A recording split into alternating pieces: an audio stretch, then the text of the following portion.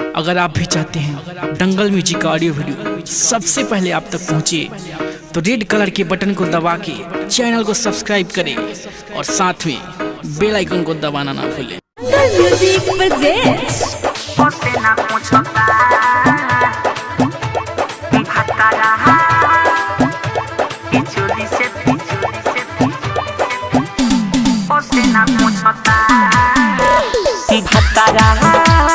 भतारा न कतावे भेना की चोली से पसेना पोछता, मोर चोली से पसेना पोछता। आदि महकता फूल दोनों गेना की चोली से पसेना पोछता, तो चोली से पसेना पोछता।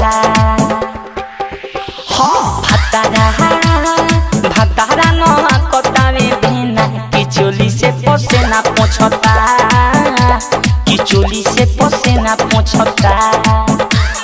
चोली से पसेना पोछता,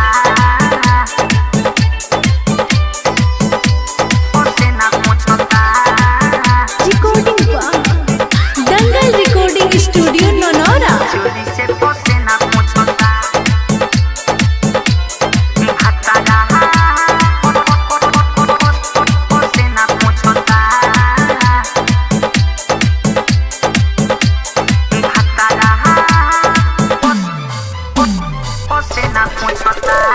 दिन भर रहेला लसियाई कि संगे सटियाई तोड़ी है मोरा भीज जाता हो।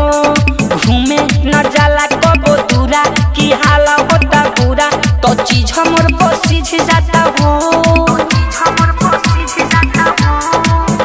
हाँ दिन भर रहेला लसियाई उ संगे सटियाई कि देह मोरा भीज जाता हो।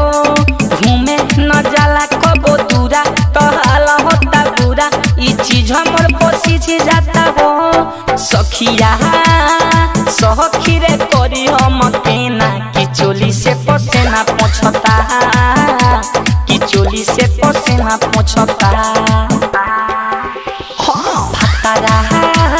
भतारा न कतावे बेना की चोली से पसेना पोछता, की चोली से पसेना पोछता। चोली से पसेना पोछता, पसेना पोछता।